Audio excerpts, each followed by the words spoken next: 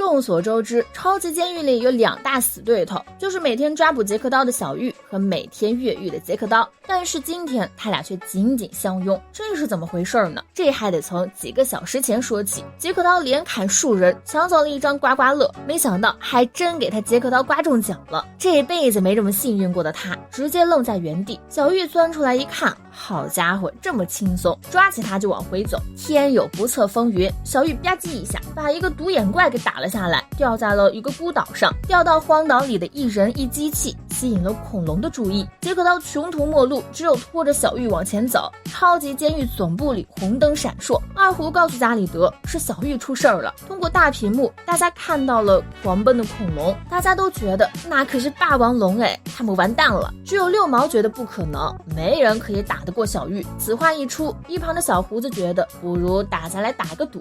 一听到打赌2个字，加里德就开始 PTSD 了，脑海里走马灯似的过了一遍自己在赌场的风光往事，到最后欠下巨款差点嗝屁的经历。回过神的加里德还是没能躲过赌虫的诱惑，全压在了小玉身上。说到这边，霸王龙一口咬住他俩丢了出去，撞到山上的小玉还真就重启了。这让我想起了小时候那种大屁股电视，拍一拍就有信号了。杰克刀还想跑，小玉给他带了个紧箍，只要走出自己半米就会被电。坏心眼的小玉踩着个独轮就开始跑，杰克刀只有赶紧追。睡过头的狱长联系不上小玉，就去找加里德。加里德害怕被狱长发现一群人在赌博，赶紧收了起来。心虚的加里德答应了沃顿让他找小玉的事。狱长在脑海里思索，平时小玉都干了啥？又是洗澡又是刮胡子的。狱长觉得我上我也行，结果连马桶是哪个都不认识。整个控制室此时就变得像个大型赌场。爱丽丝冲了进来，发现了这一片狼藉，抓起加里德的脖子就问他，这他喵啥情况？加里德只有和盘托出，没想到爱丽丝居然也加入其中，下起注来。没有了小玉的狱长时不时就打个电话过来，两人商讨着得有人去替小玉的班才行，不然会被发现。加里德也是奇才，居然让狱长去替小玉。听到爱丽丝觉得机器人很性感时，沃顿当仁不让的同意了。此时的小玉和杰克刀遇到了巨型生物，正被对方不断摧残。小玉也即将电量不足，被一群野蛮生物给弄得苦不堪言。大家看着大屏幕里紧张刺激的决斗，捏一把汗。倒不是担心他俩，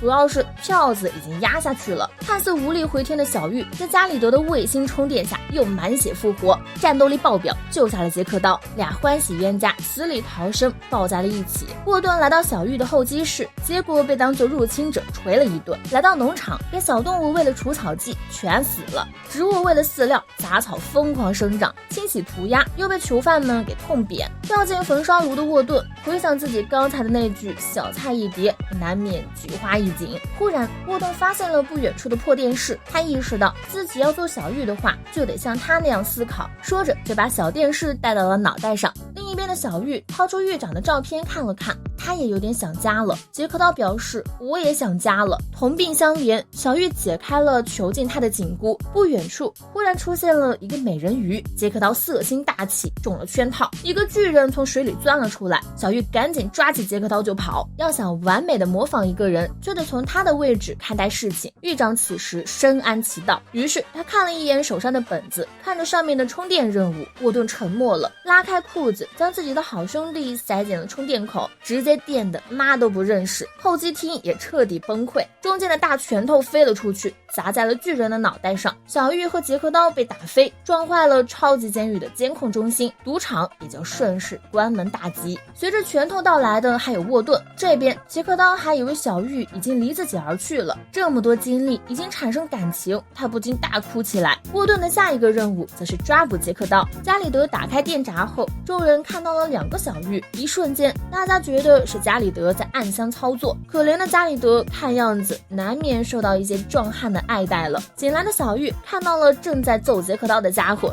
直接将其抓走，单方面殴打。杰克刀见状上去也给了2拳。这时候小玉发现手里抓着的是狱长，于是电晕了杰克刀。最终辛劳的狱师傅带着2人回到了监狱，但这一次小玉放走了自己的欢喜冤家杰克刀。将狱长送回了床上安抚睡着，顺势救下了被揍得哇哇大哭的加里德。看他委屈巴巴，将杰克刀的中奖券送给了他。开心不过2秒，一个男人走了过来，将纸条拿给加里德看，上面写着狱长假扮小玉，结果被小玉揍了一顿。就这样，中奖券也被拿走了。可怜的加里德仰天长啸了一句优美的话。杰克刀零元购又被小玉抓了个正着，这次两人一路顺畅回到了快乐老家。沃顿一出门就被加里德接去看新项目，比如御医的新发明违禁品漏斗，好用是好用，就是有点入不敷出。还有压榨囚犯的有氧运动滚筒电力生产机，也就只能烘个吐司。沃顿提出钻取火山的石油，加里德告诉他这很危险的，沃顿才不管那些，此时眼里只有钱。按下按键后，钻头就开始取油，钻出的岩浆将周围的囚犯全部点燃。慌乱之中，一个囚犯跑到了油罐旁，高温爆炸，将加里德直接带飞，撞倒了滚筒。撞飞的囚犯又打开了漏斗装置，加里德和囚犯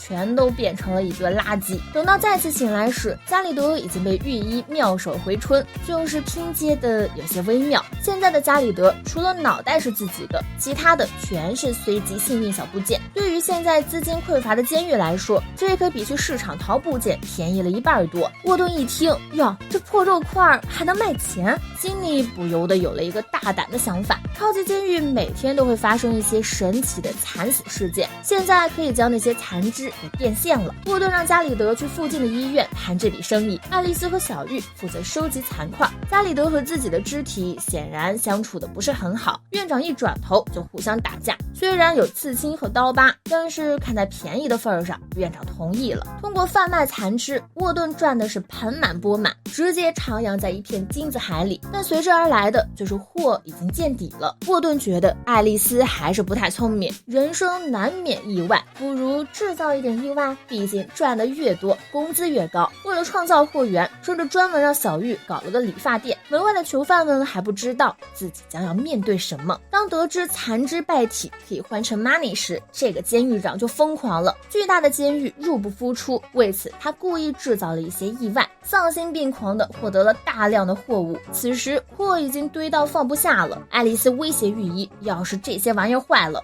我们就只有把你的皮来卖了。御医瞬间态度大变，提议丢到旧食物防腐剂里，说干就干。爱丽丝和小玉直接将尸块丢了进去。好哥俩看到这么有意思的事儿，当然是要掺一脚。浅尝一口以后，他们觉得还缺了点配方来让口味爽滑鲜活，那必须是来点邪恶更得劲儿了。御医回头看到了那一堆粉色粘液和残肢断臂组成的怪物，一瞬间父爱泛滥，这两个眼珠也成精了。试探一番后，带着粘液怪来到了大厅。随着怪物的入侵，囚犯们全被抓进了粘液怪身体里，它也愈发庞大。御医爆发出一阵阵反派宣言，被粘液簇拥着随意游动。狱长不敢相信自己的珍贵货物居然在进行抗议游行，沃顿赶紧带着几个人赶了过来，就连小玉都被吞进了肚子里。御医觉得没必要反抗了，眼看队友全都被抓住了，小玉开启了震动模式，将粘液怪震碎了，所有人都逃也似的跑开了。4人来到了总控室，沃顿现在慌得一瘪，要是再不解决掉这个家伙，超级监狱就会被毁了。加里德灵机一动，提出用钻头钻透到演讲坑，就可以用火烧死这个家伙了。沃顿还在想，没有赛车轮也能用吗？对方已经冲了进来，来不及思考了，再不迅速启动，大家都会死。沃顿只有按下那个按钮，6名驾驶员准备就绪，超级钻头顺利开启金属绞碎机模式。钻头一上来就先朝着粘液放了个国际友好手势，气得对方一阵嚎叫。钻头顺势跳进了地下，随意穿梭。谁知粘液并没有上当，跳进岩浆。爱丽丝决定自己来掌舵，钻头从地下一跃而起，一拳打了过去。然而粘液怪瞬间吞噬了这个钻头，自己装备上了，这一波是吃了大亏。钻头直接钻破了外壳，险些杀掉沃顿。御医还在叫嚣着加入他们，创造永世和谐。加里德看不下去了，指着粘液怪说：“你个大丑鬼借来的部件，有哪块最牛逼？说着，加里德就控制了各个部位，种族歧视者胳膊增强咬合力，爱尔兰腿从容跨马步，黑人胳膊发射火箭炮，一炮过去，年夜怪鸟都不鸟他一下。老张大声告诉他，跟你说了，暴力没有用，你不听，